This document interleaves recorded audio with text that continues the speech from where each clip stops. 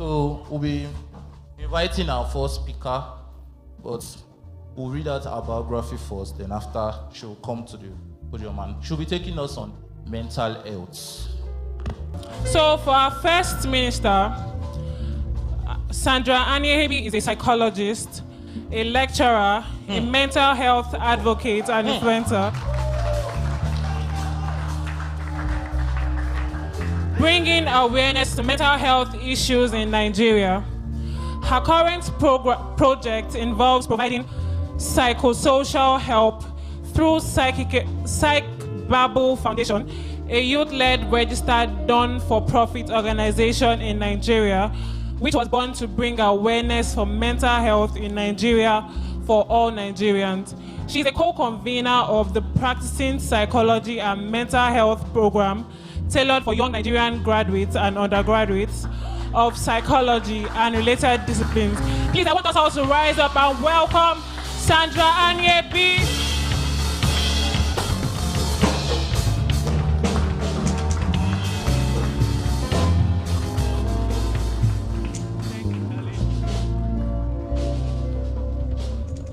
Good morning, everybody. Please, you can sit down. Good morning. Can you hear me clearly? At the back, can you hear me? Can I take off my nose mask? Thank you. All right, so this morning, I'll be talking to you guys about mental health, right? First of all, I want you guys to do something for me. Everybody close your eyes. Completely, if I catch your eye open, we'll fight. Close your eyes, please. Every eye should be closed. Thank you. Have you ever suffered, or you think you have suffered from depression before? Let me see, just wave. Don't open your eyes, just wave. Don't worry, everybody's eyes is closed. You don't have to be shy. If you think or you feel like you may have experienced depression before, just wave your hand or raise it up. Thank you. You can put it down. Still eyes closed, please. If you know somebody that knows somebody that knows somebody that knows somebody that knows somebody who have experienced depression or any mental health issue, please wave your hand. Please open your eyes. While your hands are still up, please. Don't worry, it's not you. We know that you know somebody that knows somebody. Just raise your hand. All right, now look around you. Do you see the hands that are up? So as young people, thank you, even our drummers, they know somebody that knows somebody. So that's the funny thing in our current world. Everybody knows somebody that knows somebody that knows somebody. But only very few people would raise their hands and say, I have been depressed before, or I have anxiety, or I have one issue or the other. Right? So, do we know what mental health is? Let's start with that. Anybody? It's an interactive session, so don't be shy. They will even snap your picture when you're talking. So, if you know what mental health is, there are no wrong answers. Just signify. Let them bring the mic to you. I'll pick somebody. Anybody? You are looking at me like you know. Do you want to answer? Excuse me. Yeah, you will answer. Don't worry. There's no need to be shy. Let's do. You're shy. Why are you shy? Anybody? All right. So, what is mental health? Media, please. So generally, there's the plenty definition, which I'm not going to bore anybody here with, right? There's a plenty definition of what mental health is. Please, while I'm speaking, just note your questions. We'll take questions at the end so we don't, have break in transmission. Okay? So mental health, they say, is the overall well-being of a person, your ability to thrive in your everyday life. You have friendships, you have relationships with your parents, your colleagues, your classmates. How are you able to navigate all of those things? How are you able to navigate them? Do you have issues coping in school? Academic excellence. Some people are doing Because you know that one hits you, Abby. But yeah, so your ability, but I define mental health as simple one word: thriving. Your ability to thrive despite any circumstance you face. So I know most times some people say, I'm not mad, though. Me, I'm not mad. That's the first thing that comes to people's mind when they hear mental health, right? You're nodding your head, thank you. That's the first thing that comes to people's mind when they hear mental health. But it's not just that. There are a range of different things. There's mental health, there's mental illness or mental health disorders, and then in between there are those small challenges that you experience in life that you're not able to, capture or hold yourself together. Some people here, I can bet you, if I say everybody should close their eyes again, and I ask the question, if you know you've been bullied in school, raise your hand. I will see half of this place, their hands will be up. It's the truth, people are laughing. Right? Bullying is something, it's one of the trigger factors for mental health related problems. All of you, everybody will say they've been bullied, but who is the person that has been bullying people? Nobody will raise their hand, but plenty of you here. Right? But anyway, speaking on to what we have today, as young people, we experience a lot of issues, right? A lot of issues. But first of all, let me ask, any other person here know any other kind of mental health issue? Any other mental health issue that you know? Just shout it or mama, you tell me what you want to do. Come again. You say anger, okay. Somebody said anxiety, I heard it, but you are shy. Excuse me, please. Good people. Don't worry, don't be shy, just say. I said anxiety. Thank you. Anxiety is a mental health, diagnosable mental health disorder. Among many others, we have depression. Everybody has heard of depression before. We have depression, we have mood disorders, we have eating disorders, we have trauma. There are plenty. But the one that affects a lot of people the most, particularly young people and in Nigeria, anxiety and depression. Please, media, can I have... media, are you with me? Oh, okay. Thank you.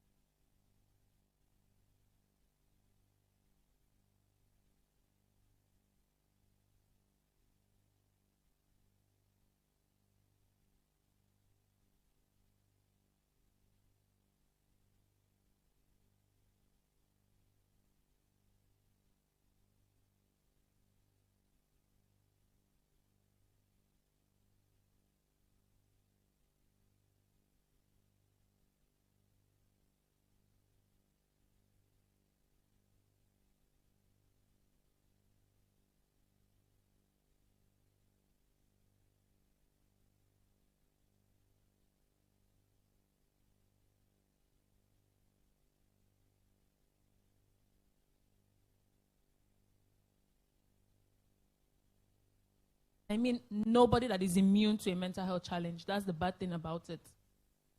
And as Christians, the devil uses it as an opportunity, because I see a lot of Christians, you're struggling with something. Instead of speaking up about it and getting proper help, they remain, the devil tell you, don't say it though. If you say it, that means you don't have faith. If you say it, that means you are not prayerful enough. People will say you don't pray enough. And unfortunately, some people will even open their mouth and tell you, how can you say you are depressed? Don't worry, it's because you've not been praying, you've not been fasting. It's not that. It is not it. Mental health issues are caused by a variety of things, including biological factors. If you're a science student here, let me see your hand. Aha, people are plenty. Thank you. So you understand when I say biological factors. A lot of your hormones, genes, statistics and research has it that people who experience one mental health issue, particularly things like depression, schizophrenia, and the rest, if you have a mental health issue in your family, it's good to always go for regular mental health checkups, just so you have it on the lock, just so you get appropriate care, you get early care, right? So all of those things are plenty. So as Christians, as young Christians, because mental health issues are diagnosable even at an early age, as early as 4 or 5 people can diagnose it. And the people who are at most risk of experiencing a mental health issue are young people from the age of 18 to 29. Yeah, you may say you've not reached there. For some people here, you may say you've not reached there. But it does not say that it's only people who are 18 to 29. It just says that people within that age bracket are at more risk. So you need to take care of your mind always, every time. Make sure you are doing things that help your mind. I know as Christians, sometimes there's this Bible passage. Somebody came to therapy one time. I was telling me that, she spoke to a sister that she was struggling with depression and all whatnot. And the Christian sister told her, my sister, put on the mind of Christ. Put on the mind of Christ. Let's pray about it. That's a great advice. But what exactly is that mind of Christ that they are telling you to put on? Because a lot of times we say things in abstract. Yeah, we've quoted the Bible verse and, okay, the person should go and do the homework now. But what exactly is that mind of Christ that you want the person to put on? I would believe that the mind of Christ is a sound mind, a healthy mind. Isn't that right? Thank you. I would believe that a Christ mind is a mind that is healthy, that does not experience any of these issues, or even when the mind is currently struggling with any of those things, it knows how to recognize help. Now, there are some Christians, anybody can tell me from what we've said mental health is, or mental health challenges, mental health disorders are. So remember I said there are mental health challenges, or you can call it distress with your mind, anger, pain, grief, all of those things, even bullying, people stressing you left, right, and center. Nigeria stressing you steady. School, do you get, it hits you, Abby? School stressing you. All of these things could lead to developing a mental health issue if not appropriately taken care of. So now, can anybody tell me, just off the top of your mind, if you think there's anywhere a mental health issue was identified in the Bible? Anybody? Bible students? Anybody? Don't worry, the Bible did not clearly state that this person had depression. But from what we've said so far, anybody? I'll pick who? You're bending your head. Anybody? Come again? Saul. Thank you. Somebody said something here. David. Thank you. Any other person? You said something now. Say it with your chest. Moses. Thank you. Elijah. So if I ask people to explain these things, can you explain it, or you're just calling names? All right. So these are fantastic examples. And I'd like to mention one for you. Or more than one, actually. How about Judas? You talk him, Abi. How about Judas? People are, I don't know. Judas took his life. What is that called in our modern day? Thank you. Suicide. Imagine, and from what we know right now about mental health issues, imagine how much pain, how much shame he may have been experiencing to cause him to take his own life. That's example 1. Example 2. Somebody mentioned David, our dearly beloved David. Go through Psalms. David will write you plenty times. Why is my soul downcast? Plenty times. Always, the first thing he will do is run to God and he will start writing, God, why have you forsaken me?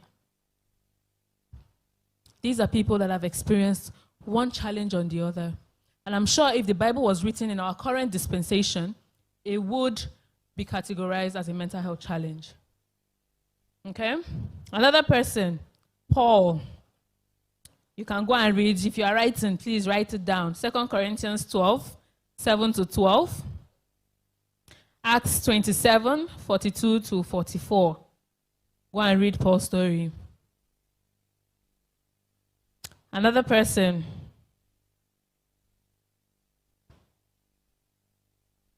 Come again. Say it. Hold on. I'm coming to you.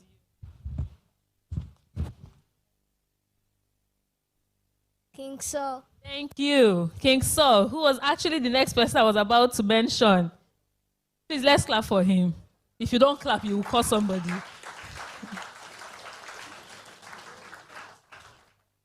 So King Saul, that one was very evident. To the extent sometimes he needed somebody to play instruments before his brain would reset. Abi? Right? So these are people, imagine. So people, because why do I bring this up most of the time? When I'm speaking at events, especially in churches, and somebody's like, one of the questions, but there's no mental health issue in the Bible. I'm like, who told you? Are you a Bible student? Have you read your Bible? Did you ask the Holy Spirit for inspiration when you were reading the Bible? Ask him, he will show you, and you will see. There are a lot of them. Right? That is King. So, and now one final person I'm going to mention. Anybody? Thank you. Oh, okay, they've given you Expo. No wonder. Our blueprint, our number 1 person. Imagine Jesus of all people. When he was, please forgive me, I'm not the best Bible scholar, but when he was praying about his death, where was that? Come again? Gethsemane. Right? Imagine him praying, God, Father, please take this cup from me. So many of us have prayed that prayer, but in a different way. God, please let me just pass this exam. I beg you, please. This lecturer is doing me bad. This subject is too hard. Let me just pass it. Some people, God, please, let that boy not be there as I'm passing so he will not bully me. Serious prayer that you're praying inside of you. Jesus has prayed the same prayer. Father, please let this cup pass from me. 3 times he made that prayer. And the Bible still describes that even he was in so much distress that his sweat was as thick as blood. How many of you here have done serious prayer that you are sweating and your sweat is as thick as blood? So imagine the distress he was under. So if our blueprint, right, experienced something like that, then tell me, why do you think it's something that you should not speak open about? Why do you think as Christians, mental health issues are things that we should not talk about? If the Bible didn't want us to talk about it, it would be omitted from the Bible. Do you agree? Exactly. Okay? But one thing is common among all of these people. First of all, David will carry pen and paper and write his heart out while he's praying to God. Others, someone like King Saul, in the passage I gave to you, if you go and read it in 2 Corinthians, if you go and read it, he will turn to the Christian brethren to complain about that. Why is this important? 2 things. Community is key. Every one of us need community. Nobody's an island. You need people. You need your safe circle around you. If Jesus wanted, if it was something so easy, he would not need to call his disciples. Even inside his disciples, he still narrowed his safe circle down to 3 Those 3 that he will always call, yeah, come, let's go. 3 of you. All 12 are following him, but he will not call 3. Let's go to the top part of the mountain. Because he knew the importance of community. And we all do. Every single person needs a safe space. Every single person needs somebody that you can confide in. Now, if a friend of yours comes to you right now and says, I think I'm experiencing depression, what would you tell them? That same question, I'm posing it to everybody, and this time people must talk. If you like, take your mic, I'm coming back to you.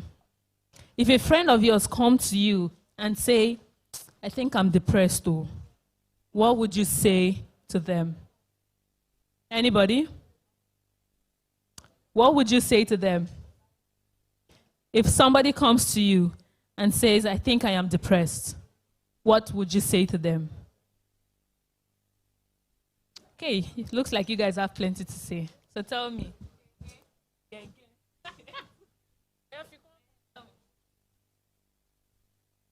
Am I supposed to say my name or something? I guess what I would say is I'm here to listen to whatever you want to say, so you can speak to me, like that kind of thing. Thank you. It takes a lot. See, there's also the difference between saying you can talk to me anytime and saying I'm here to listen. Some people will tell you can talk to me anytime, but when you finally call them that you want to talk to them, they will run away. Their number is not going. They will air you, exactly. Right? But it is what she said is really important.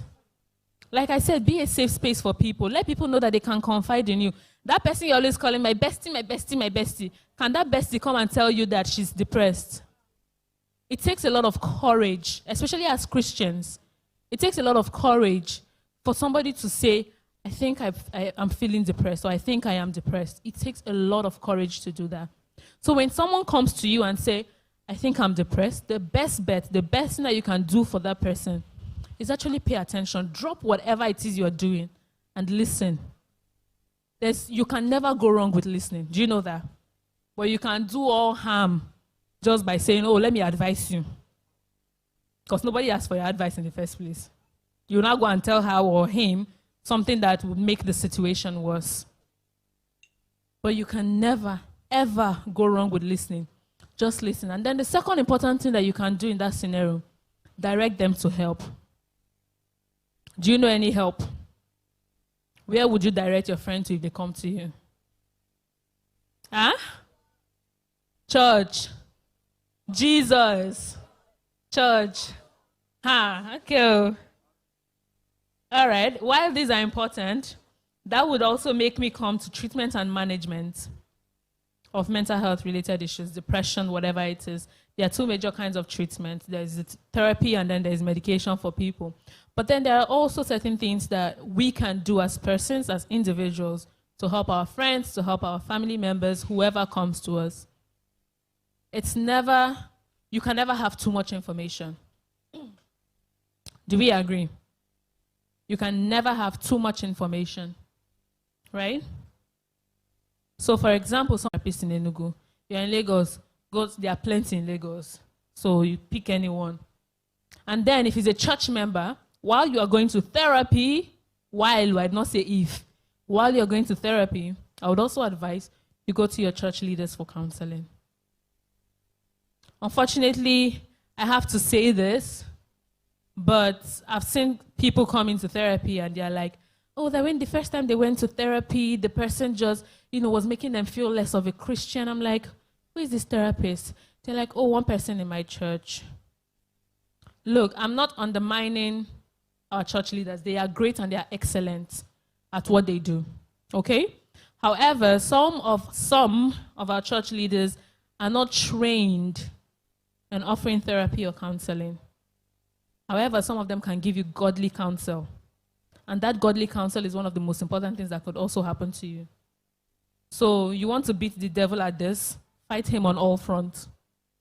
While you are going to therapy, go to your pastor also. Okay? Now, also as young people, as teenagers in our church, what can we do to help us when you are in that distress? She mentioned anger before. When you have so much rage in your heart, we're not going to remove this one. No, we're not moving anywhere. You're not moving. You have to deal with it. That's the thing that Nigerians do. I'm angry and anyhow shall we move? No, you're not moving anywhere. You are moving, but that anger is following you, and you both of you are moving and you are packing it. And before you know what's happening, you are transferring aggression on everybody. You are chasing everyone around you away. So one of the most important things that we can do, identify your triggers. Please, if you are writing, note that down. Identify your triggers. What is that thing that's always getting you angry? There's this girl, every time she just comes, she just be talking anyhow. I don't like it. You're talking. You've identified it, but you see her and you will still continue. Sorry. You will see her and you will still go near her and be doing, how are you? Oh my God. Right? But you've identified this. Now the next thing you can do is challenge that. So why is this thing always getting me angry? Why am I always angry with this particular girl or this guy? Why am I always angry? Are you jealous? Some of us, that's the hard part of the question. We don't want to question ourselves. We want to point the finger. This person, I don't like her. I don't like her. Why don't you like her? Because you are jealous. Say it with your full chest and God will help you. Amen. Right? You've identified that trigger. Now you confront it. Why does this person get me angry all the time? Why am I always pissed every time I see this person? Why do I have this so much anger inside? Maybe this person had done something to you months ago, weeks ago, that you are yet to even identify. So you take the next step.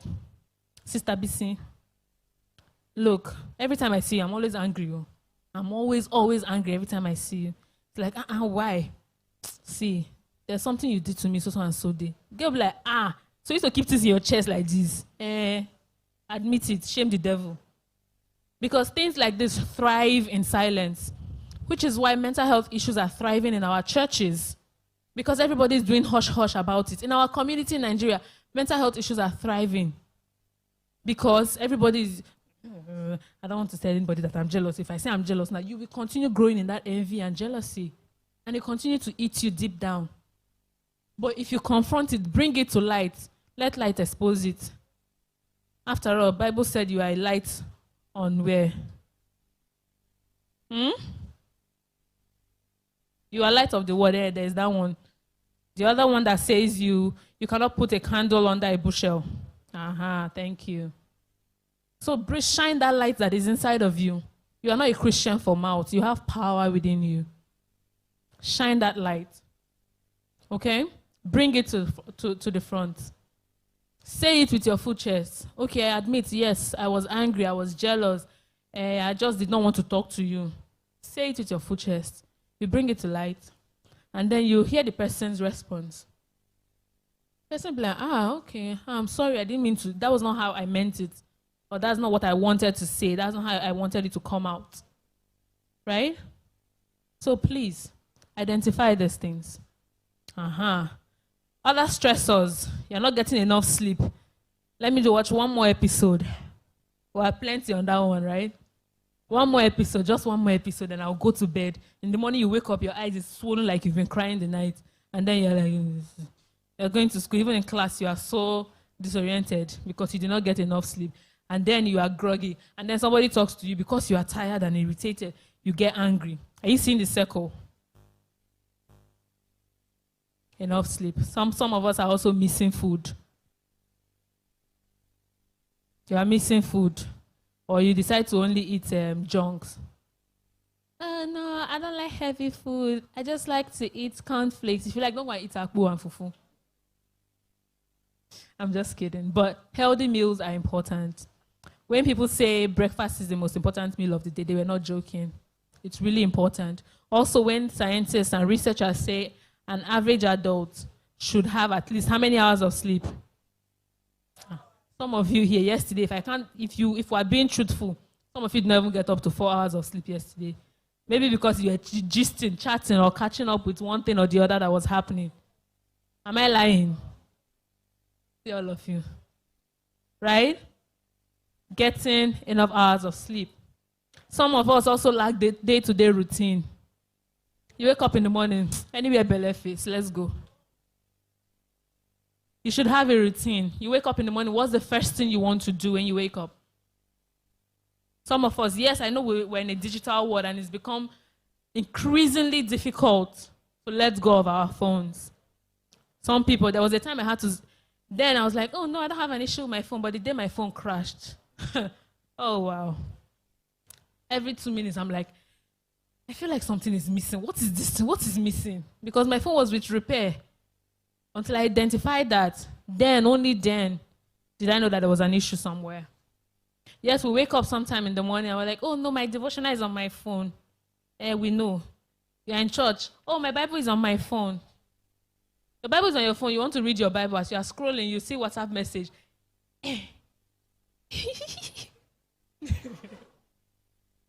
Right?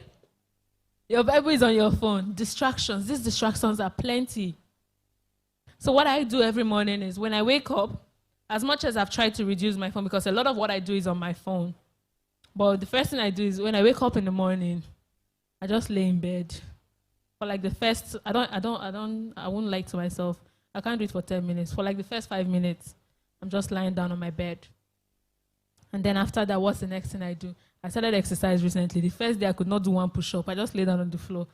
I was trying, you were laughing. Try it now. Come and tell me your results. First day, I could not lift myself from the floor. By the third day, I did 2 push-ups, and I was very happy.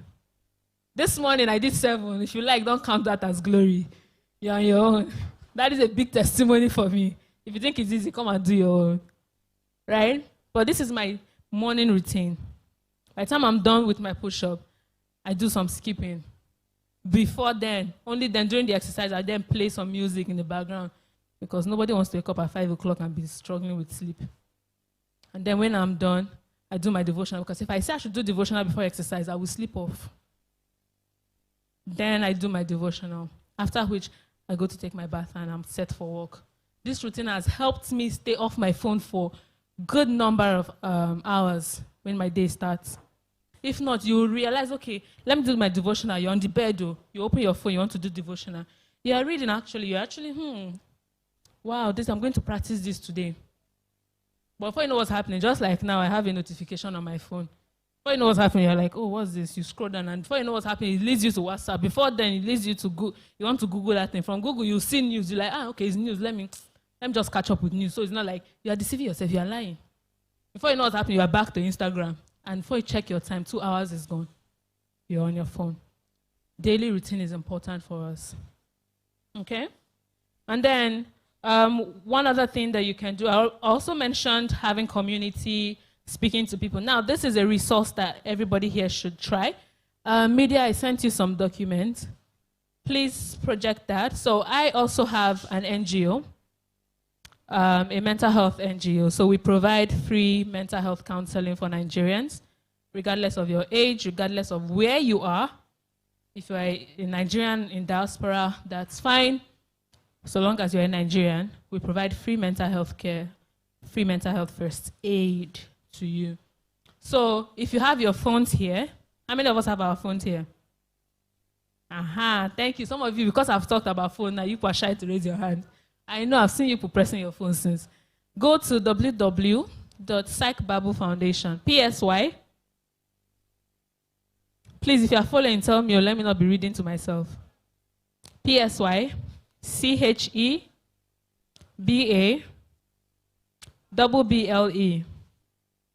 psychbiblefoundation.com. Media. Then you can scroll all the way to where you see speak to a counselor. Right there, once you click on it, it will take you to a Google form. You click on that Google form, fill in all the documents, all the necessary information, and once you are done with that, you hit submit. Within 3 days, because most of the time we have a lot of people reaching out. So within 3 days, one of our trained counselors will reach out to you to help you with whatever issue it is you're going through. Except Monisha. If you want us to be giving money, come and support us. Donate to us, and then we'll help people with money. But for right now, we do not support financially. So you can have that link. The media would send this form to all the group chats that you belong to. So you have that. Tomorrow, if somebody comes to you and says, I'm feeling some kind of way, I think my mental health is going through one issue or the other, you can forward them that form and they have someone to speak to. Okay? Are we good? Now, in conclusion, because I said we're going to take questions. In conclusion, mental illness is preventable. Mental health challenges are preventable. If you do those things I had mentioned earlier, you have your day-to-day routine, you are keeping to healthy diet, you're doing, you're just doing the best for yourself every day, one step at a time. You're on your way to an optimal mental health. However, in most cases, parents don't bring the child in until issues are ridiculously bad. You have people until the case is like, I don't know what else to do. Then they've been suggesting therapy to them since so. But no, they will take the child to somewhere, and then therapy is like a last resort. That shouldn't be. If you can afford it, go for therapy.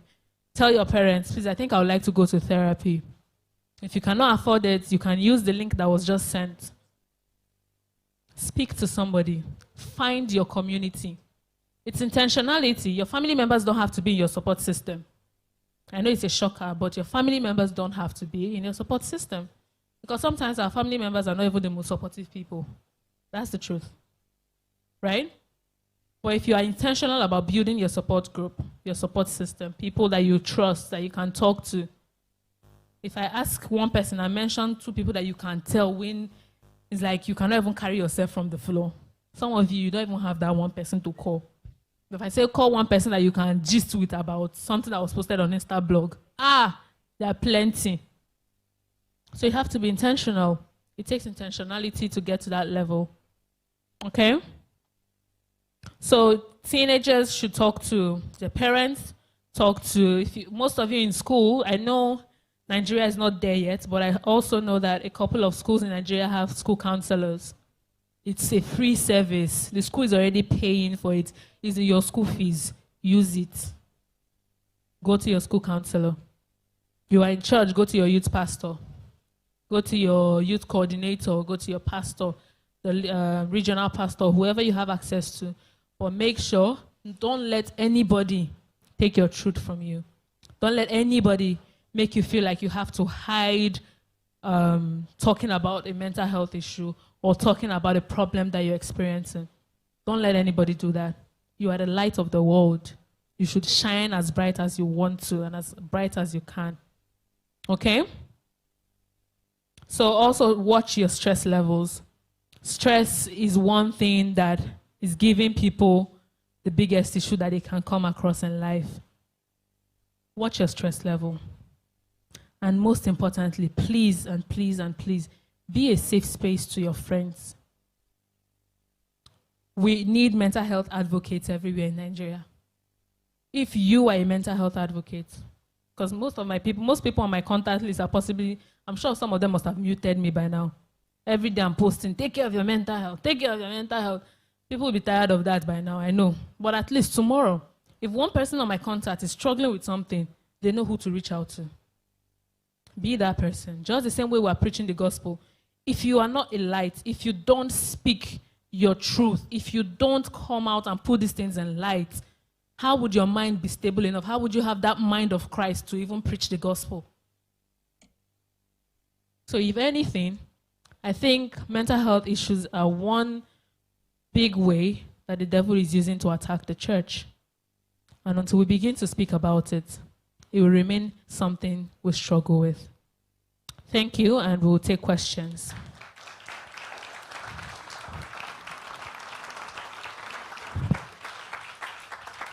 Questions, please. If you don't have questions, I will ask you. You have a question. Can we get a second mic or? Oh, okay. Please indicate if you have a question. They'll give you a mic.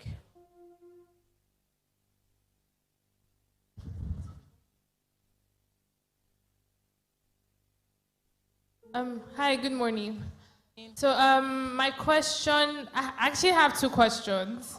So the first one is, you said something as regards, when we're giving preventive measures, that we should speak to our parents in particular. So I personally feel like, I don't know how to put it in a way that our parents will not be offended. I'm so sorry. Just say it. But I personally feel some parents are not, they don't tend to understand where we're coming from.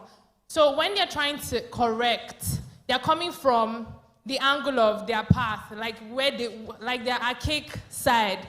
So now there's an evolution that is going on, and they don't seem to want to evolve. So when I come with my problem, the way they will answer me, or the way my mom in particular would give me a response, would not even want to make me want to go back to meet her again, to give me like an advice. So how do we manage that? Then the second one, the second question I have is, you also said something, you said something as regards that mental health is preventable, but I don't know, I personally feel that we all have mental health issues, but I think it's how we manage it that is the problem. Like if it's something that happens consistently, how can it be managed? But you saying that you might not have mental health issues, I personally feel it is not possible, it's not true. Exactly. Thank you. All right, thank you very much. First of all, I'll start with the last question. I don't know if I was the one who omitted that or you did not hear me clearly. I did not mean that mental health is preventable. I mean mental health issues are preventable. Okay? Now, when I say they are preventable, what I mean is this. You keep to... So remember I had said initially that there's mental health and then there's mental illness or mental health disorders. And then in between you have different mental health challenges, right? You can prevent yourself from experiencing or putting yourself in a much more severe mental health, a much more severe issue. How? For example, using the same example I gave before, you have an issue with somebody, you see somebody and you're always just angry with the person. You can prevent yourself from even developing major anger issues that will require you to go into anger management by actually going to talk to the person, addressing the issue head on.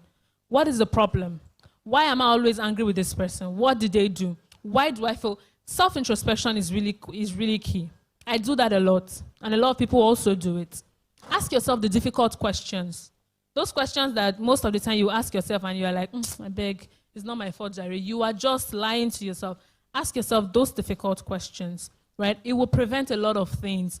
It's just like when somebody has a history of, say, diabetes in their family, and they tell you, watch the things you eat. They're not telling you that, okay, if you watch the things you eat, you will never, ever have diabetes in your life. That's not the truth. But you watch the things you eat, it helps you to prevent, the severe cases, and at least if it starts, early diagnosis, you know where you are at, okay? Now, the first question you asked about our parents, I see some parents here. So I'm going to address the parents in this case. I know that the Bible says, spare the rod and spoil the child, which is what not most of our parents now, at least parents these days are beginning to do better, right? There are so many numerous parenting techniques that you can use that does not require you wanting to kill the child, okay? I know that's extreme, but still, your child comes to you. These days, ask your children, pay attention to your kids. It will not kill you. I know our parents do this thing. My parents did it too. They'll beat you, and then my mother will come and say, food is ready, if you like, don't go and eat. That's her own apology. But these days, it doesn't cut it. That apology does not cut it anymore. Kids and young people want you as a parent to be accountable. Children, young people learn by what they see. You apologize that way to your child. That's the same way the child will go and do something wrong to somebody else and do the same thing. Maybe they beat somebody or have an altercation with one of their classmates. They will now go and say, I took notes for you. In their mind, they've apologized. But they haven't. The other person might still be holding a grudge because this is what they learned from you. So if you are a parent here, your child did something wrong and you are one of the ones who agree in beating a child, you can go ahead and apologize to the child later. Legit apology. Sit down, tell the child what the problem, why you did that. What they did. Tell the child what they did that warranted that. You don't have to even beat a child. If my mother is angry with you, you do something. The way she will look at you first of all. you would go and think twice about your life. After which she will call you down and sit you down. By the time she finished talking to you, next time when you see certain things, you will run away. Right? But please, beating your child is not the only way to correct children. It's not the only way. Your child comes to you because that you're doing, you're instilling fear, not necessarily respect to the child. And the child, you're no longer a safe space to them. They can't come to you when something is going on, which is also what, speaking of this, I'm just going to touch on something quickly, which is also what happens when a lot of children are sexually abused. They don't turn to their parents because you've shown them that I'm not a safe space for you to come to. Children, they will tell you, maybe you see a child who was sexually assaulted, and you tell them, why didn't you tell your parents? They're like, no, my mother will not believe me. My father will not believe me. Even if your child, you see that child as this child that is always stressing me. This child does not every time. The child, you believe the child can steal. One thing one of my cousins told me, she's married, she has a child. One thing she told me was this. She said, even if I know, if somebody comes to tell me that my child did something, even if I know at the back of my mind there's a possibility of that child doing it, my first instinct and reaction to the person that came to tell me is a lie. That's my first reaction. At least let me give that child an opportunity to prove themselves wrong, to prove that person wrong. Give that child the opportunity to do that. That way your child knows that, okay, so I can turn to my parents at any time. Even if I am wrong, you have your own way of disciplining your children. We're not going to question that. This is Nigeria. We're not in Obodo Ibo. Right? You have your own way of disciplining your children. So please, make yourself a safe space for your children. Like she said, she can't talk to her mom about it. So imagine if her mom is right here and listening to that. How would you feel as a parent that your child cannot talk to you about certain things? I can imagine that it will be as hurtful to you as a mother or as a father. So please make yourself a safe space. And then, as a young person, if your parents have never shunned you, but you just feel like you can't talk to them, right? There are different things you can try. You have siblings. Start with your siblings. Start small, to build the staircase. Tell that sister or that your brother, your biological siblings, or somebody else in the family, that aunt, everybody has that auntie that is the life of the party you can always go to. Tell that person. Start from there. But what is important again is speak up. Say it. I hope that answered your question. You're welcome. Okay, so we have another question here. How do we manage this when our parents are the source of our depression?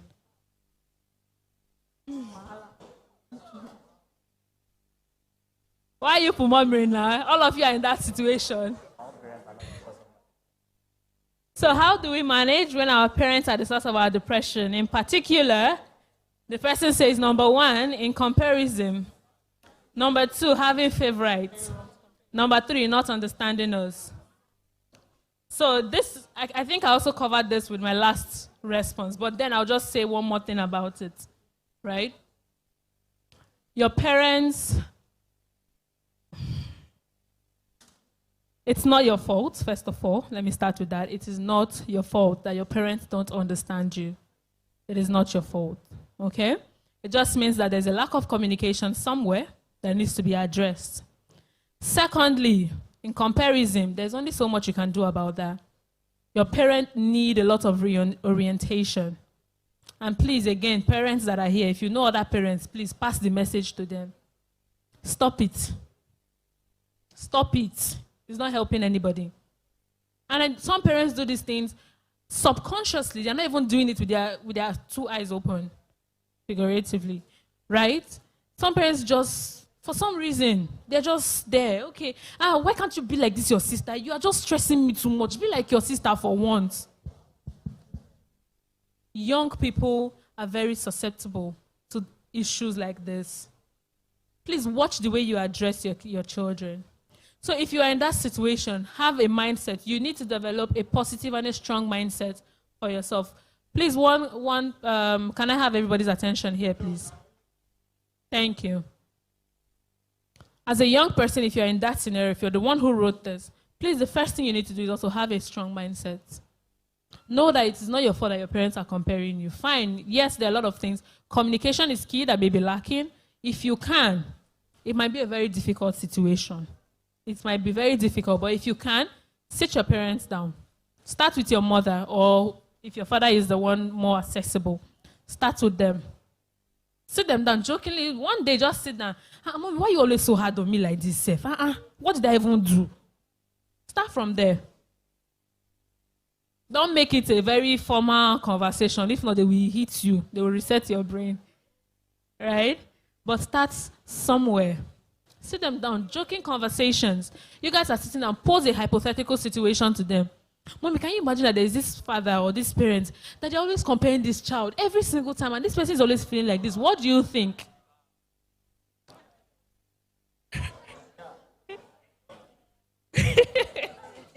He said rough play. Right? But the truth is, I know these things sound very difficult, but trust me, if you don't have these conversations, they will only continue. They will what?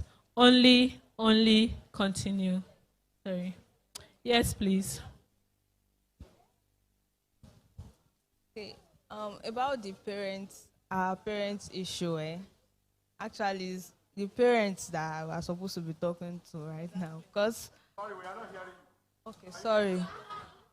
Sometimes if we meet our parents, in fact, sometimes we don't even need to meet them. Like, if you are just sitting and you are dull, they'll be like, is that boy Abby? Is the boy that is making you know? And if you are too happy, they are already toasting you, Abby. They are already doing this. Sometimes, they like intrude in our privacy, like read our chats, search our phones, and parent of nowadays, let's say when we become parents, though, we won't do that, but our parents, our current parents, and now, when they intrude in our privacy and they see it, and they will talk about it for a whole year. That time that I read your chat, you're telling one boy that has something. One boy too is tottering your boy. They just keep saying it. So if you make mistakes next time and probably you burnt the food, or they'll be like, is boy that you're thinking of, that's why you burnt food. This one, that one. If you are too happy, he has sent cards to you. So it's always so frustrating. You'll be like, never in my life, I will never tell my mommy something again. So that's the way they do. That's why we're always like discouraged to meet them or something. Thank you.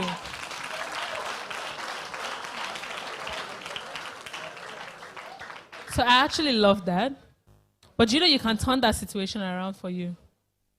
There are some people that their parents will never even address them in that way. You have a parent that they see your chat and they are just using it to yab you. Really? There are some people that when they see it, you are done. They will reset your brain, hard reset for that matter. Right? He knows. It's like he has experienced it. Right? But you can use that situation for yourself. How? You mentioned something. So maybe your parents sees, you are just so down and they're like, is it boy that is doing this? Mommy, so even if it's boy, so you can ask me what he did. Hold on. Calm down now. People should calm down. Calm down.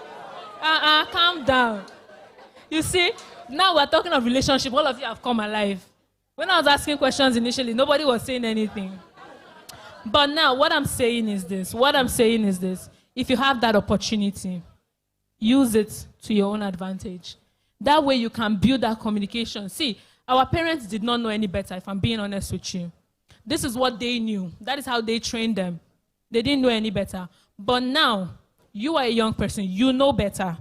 When you have kids, would you treat your kids the same way? Some people will say no. A lot of us here will say no. But when you get in that situation, you will find yourself almost doing the same thing. Because that is what you've always known. It's conditioning. You've had this pattern of life forever. But however, it takes intentionality to change it. So now that you know this, try. It's not that big of a deal. It might seem like if you do it, the roof will collapse in that house. But again, take it as baby steps. Baby steps. She does, okay, and you're chatting with boy. Mommy, it's not boy, Jaria. Okay, let me tell you something. Yeah, it might seem, try it. Just try it. In fact, try it, and if it does not work or it works, please, I think it's Damilola, right? Tell him to give you my number. Call me and tell me the result of it. At least let's start our own research from there. No, but honestly, everything in life, you want to be the skyscraper. If you don't put a rock down first, you won't start anything. We can complain here all we want about how our parents treat us, but we still won't do anything. It won't change anything till you tell your parents how you want to be treated. And it's not about just saying it. I'm not saying that you are the child that they will tell you to go and wash plates. You will grumble 10 times, and then you want to now tell your parents that they will reset you. Okay? So please, make sure you are doing your part first before you go to your parents. And secondly, I completely agree with you. I think the church should organize something for the parents. I completely agree with that. They do. That's great. So maybe they need better insights. Oh, okay. All right. Yeah, I just want us to hear perspective from parents, because a lot of people have said things, parents here, parents this. So let's hear one of the parents give us a perspective to some of the things that they are saying. Okay, sir. Sorry, please, 1 minute. Let me just answer this question. All right, do that, please, ma'am. Let me just answer this question. So a question here says, is it possible for a person to be born with mental illness? If it is, how can it be managed? We've also spoken about the management of mental health issues here. Have we not? Are you guys with me? Have we spoken about management of mental health issues here? So for a person to be born with mental health issues, remember I mentioned that there's certain things that could cause mental health challenges, some of them being biological. There are some mental health diagnosable disorders that have been known to be passed through genes. Now, if that is the case, it does not mean that you would literally have depression if maybe a family member is depressed, right? It does not mean that you would have depression exactly. However, again, it is important and it is good if we're able to get regular mental health checkup. Do you guys want to tell us something? All right, thank you. So it will be really important if you are able to get regular mental health checkups. Watch those things. I gave an example of diabetes before. You have somebody who is diabetic in your family, and they tell you, watch the things you eat. Make sure you exercise. Make sure you do this. Make sure you do that. What are they trying to avoid? If eventually you do have diabetes, at least you delay the onset, early detection, and you are in good physical health. Right? So the same thing happens with mental health issues. Don't look at it like one big something. Mental health issues, look at it the same way you would look at a physical health issue. So if that's the case, please, the treatment methods we've discussed, therapy and medication is there for you. Also have a strong community that you can use. Thank you. So let's take the parents' perspective, please. Sorry. How do we separate spiritual attack and panic attack? Spiritual attack and panic attack. Yes. Spiritual attack and panic attack. Interesting. So I'm not a pastor, first of all. Because I know someone that has issue with his health, and he went to the clinic, has gone to the clinic many times, and they told him that the final solution is to visit a psychologist. He now said, God forbid, he doesn't have this problem. So every time when he sleeps, he wakes up, and the wife said that it's spiritual attack. I said, why not go this way first, as in medically? They said, no, the wife said it's spiritual attack. Husband said, God forbid, it cannot be this. And they are in the middle now. I don't even know. You see, it still comes down to that same thing I had mentioned earlier. Please, are we together? Thank you. Bring mental health issues to light. Bring them to light. Obviously, this person doesn't know any better. The first thing people think when they hear mental health is madness, which is why a lot of people are scared to talk about it, because they don't want people calling them mad. Okay, how many of us know Yaba left here? Okay, how many of us know the name of Yaba left? Come again? You said Igbobi. How many of us know the name of Yaba left? How many of us know where Yaba left is? See, you person is a Yaba left. If I ask where exactly? Besides the... So, we call it Yaba left. That alone is stigma. People are scared to now, even sometimes, the other day, that was where I took my COVID vaccine. And then when I was going there, I could see somebody, people looking at me one kind. This one is coming out from Yaba. Yeah, and I could see it written all over their face. But they don't know I went to take only vaccine there. And actually, what we call Yaba left, it's called Federal Neuropsychiatric Hospital Yaba. Call it by the name. It will take away part of the stigma. It will take away part of the stigma. The environment is neat. Go in there, you would think is one of the most beautiful general hospitals in Lagos here. These things, people don't know any better. So what that person needs is proper reorientation. Mental health psychoeducation is what they need. Fine, so he's trying to do spiritual attack. Okay, why don't you fight it on 2 grounds? Go first of all, go and see a psychiatrist, go and see a psychologist. Let them rule that out. Then while you're doing that, go to your pastor and go and do deliverance, if that's what you prefer. Yeah, if we're being honest, except the person doesn't want treatment or you don't want to get better. Yeah? Because the more we call, everybody's like, no, I don't want to do that. But you are still there. You are not even taking a step in the right direction. You are not even taking a step backward. You are just standing. People say heaven help those who help themselves. God is not going to come down and push you. Faith is the substance of things hoped for, evidence of things not seen. If you don't move with faith without work is what? Thank you, ma'am. The parents' perspective, please. That's the last we'll take, and then we'll close for the day. Okay, good afternoon, everyone. The teenagers in the house, you have heard it all this morning. If you know you have been talked to this morning. Thank you. So, a lot of people have also signified that they have questions. When I said questions, all of you put your hand down. We've exhausted 1 hour already. So what we can do, please note your questions down, give it to Damilola. He will send it to me and I'll try to answer them and send back to you. On the last note, again and again and again, communication is important. Okay? She said something that I liked. One thing that she said that I loved the most was that there is like an age gap and you have to meet at the middle point. So it's not only on you, the teenagers. Our parents, again, I'm calling you out again. Please make yourself approachable for these young ones. Take that step. Yes, I know you have your own way of training these kids. You have your own way of, your own disciplinary method. But please, please, please, it's not enough to say that the devil is using this to make them feel one kind of way, right? However, what also is important, fine, let's agree that it's the devil. So why is it that it's the devil that is now using that particular thing? That's to tell that there's a problem there. So you as a parent need to come out from that wall that you have built so high. Come out from there and then let the child come out from their own wall and then you guys can meet at a middle point. Okay, on that note, please remember, be a safe space to people around you. Make sure your friends can speak to you about whatever issues they have. Thank you very much. Thank you, Ma. Thank you, Ma. We really appreciate it. Thank you, Ma. We've learned a lot. Please, I want us all to say a very, very big thank you to Miss Sandra.